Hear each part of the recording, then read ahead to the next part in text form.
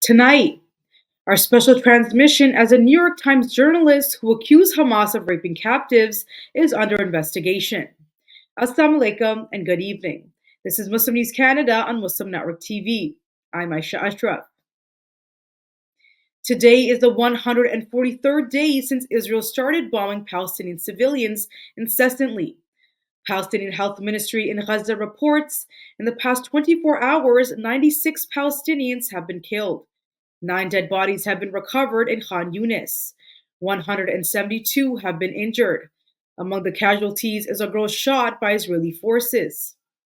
Oxfam, a global confederation to fight poverty, is accusing Israel of restricting aid, causing agricultural loss, and violating interim ruling by the International Court of Justice.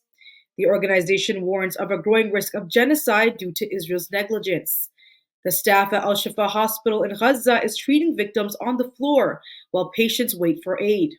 Multiple reports show around 100 animals in Gaza Zoo are starving due to an ongoing siege by Israeli forces.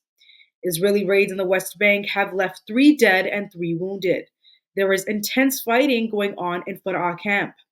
Qatar has expressed optimism that a ceasefire deal will be achieved before Ramadan.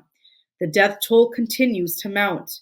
At the time of writing, 29,878 Palestinians have been killed by Israeli attacks.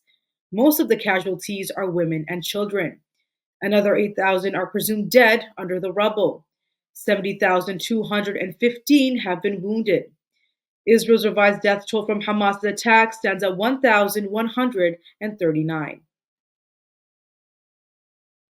Israel has submitted a report to the International Court of Justice detailing measures taken in compliance with the World Court. The report, filed just before the deadline, comes after the World Court ordered Israel to refrain from acts that could constitute genocide against Palestinians. Israel and its allies dismissed the claims as unfounded. However, the court has mandated measures to improve humanitarian conditions in Gaza. Recent media reports show Israeli military actions have resulted in significant casualties among Palestinian civilians. Reports show in the past 4 months alone, nearly 30,000 people have been killed. There has been widespread displacement, hunger, and disease gripping the enclave.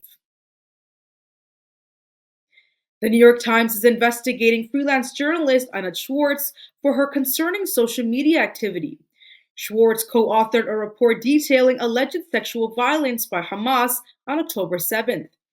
Later, it was found that Schwartz had liked social media posts advocating violence against Gaza. She also continued to share and spread debunked claims.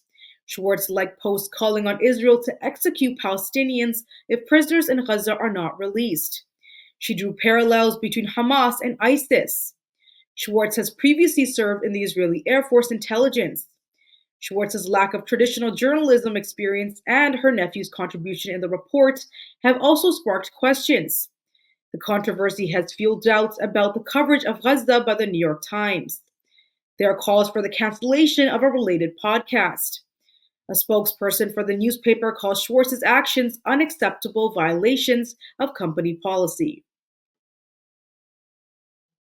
6 Canadian public pension funds have invested over $1.6 billion in companies supporting Israel's occupation of Gaza and the West Bank.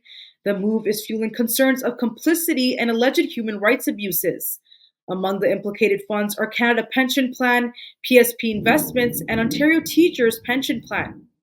A report by Labor for Palestine shows these investments include arms manufacturers providing weapons used in conflict zones. Companies benefiting from these investments range from major arms producers like Lockheed Martin to tech giants like Hewlett-Packard. The report is raising ethical questions about pension fund investments. There are growing calls for transparency and accountability in pension fund management. In a startling revelation, Canada has authorized $28 million in military exports to Israel within the first 2 months of the Gaza conflict. This amount surpasses previous annual totals. Efforts have been made by politicians and bureaucrats to conceal this information. However, Alex Kosh, news editor of The Maple, has uncovered the truth. In an interview with The Breach, an independent Canadian media outlet, Koch says there are $1.7 million worth of permits issued for Israel. Most of these items fall under categories of electronic equipment and technology. However, their end use is not specified. The Liberal government's ambiguous statements in distinguishing military aid and exports have drawn criticism. This lack of transparency in Canada's export control system has sparked calls for accountability. There is mounting pressure on the government to address the issue and clarify its stance on arms exports to Israel. A report published by Canadian Peace Research Institute last month shows Canadian-made military technology is first going to the US. It is being fitted into F-35 fighter jets, which are then ultimately shipped to Israel to be used in attacks on Gaza. Lawyers in Germany have filed charges against top politicians, including Chancellor Olaf Scholz, for aiding and abetting genocide in Gaza. The case is being filed on behalf of German Palestinians. It accuses officials of complicity by continuing to support Israel despite rising civilian casualties. The charges also cite political statements supporting Israel, withdrawal of aid to Gaza, and increased weapons exports. Legal experts are doubtful if the case will be successful. They say German laws are complex and there is insufficient evidence against the officials. However, they say the filing serves as a political maneuver and raises awareness about Germany's role in the conflict. Lawyers say they hope that the filing will lead to an investigation and stop Germany from further exporting arms to Israel. Germany maintains that Israel has a right to self-defense. It also advocates for humanitarian measures in Gaza. The legal case is being backed by a number of civil society organizations. These include the European Legal Support Center, the Palestine Institute for Public Diplomacy, and the UK-based Law for Palestine.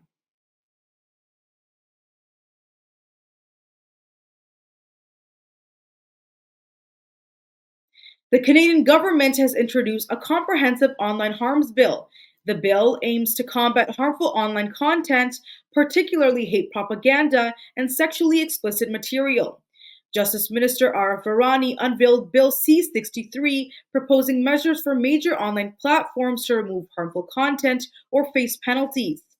The legislation targets social media, live streaming, and adult content services. The bill mandates a 24-hour takedown requirement for non-consensual sexual material. There are other measures for platforms to protect children and ensure responsible content management. The bill also proposes a new regulatory body, the Digital Safety Commission, to enforce these rules and handle complaints. Failure to act could result in a maximum penalty of 6% of the company's gross global revenue, or $10 million, whichever is greater. The bill also proposes to make it clear that posting hate speech online is discrimination. For this, it has created a new process for assessing hate speech complaints. Thank you for watching. Our news is produced by Muslim Network TV, which is a not-for-profit organization. We need your support for donations. Please scan the QR code on our broadcast or visit muslimnetwork.tv to donate now, so we can continue to amplify the voices of Muslims in Canada and abroad.